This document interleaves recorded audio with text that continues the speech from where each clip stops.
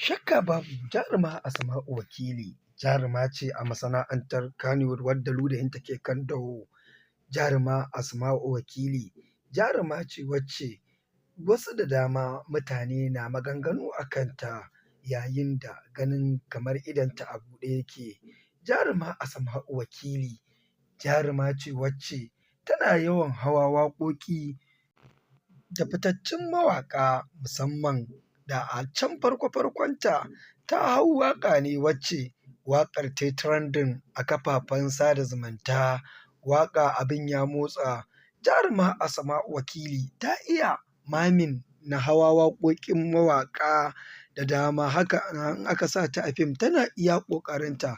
Abin tambayar a nan, jaruma Asma'u Wakili jarumar a cikin masana'antar Kannywood, mu'amalarta da kuma yadda take fitowa a fim da yadda ake mata kallo, shin haka take mu'amala ko kuma a'a yanayinta haka yake a gaske?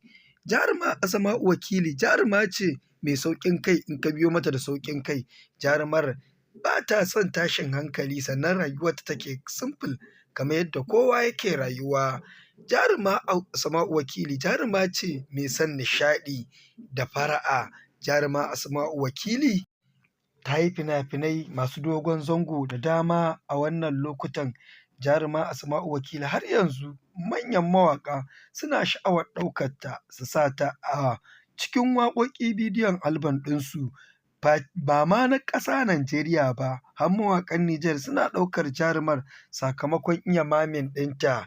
Jaruma Asma'u Wakili tana da kyakkyawan mu'amala ga 'yan uwanta jarumai 'yan masana'antar Kannywood, sai isa za ka ga a fina-finai ana yawan sa ta.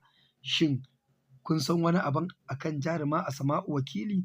Kada ku manta, kada ku sha'afa, ku danna mana subscribers sannan ku taɓa mana alamar ƙararrawar sanarwa domin hakan shine zai tabbatar muku da zarar mun ɗaura muku sabon labari zai zo muku. Za ku iya rubuta mana ra'ayoyinku akan wannan jaruma Asma'u Wakili a comment section. Muna godiya, mun gode da bibiyanmu da kuke yi.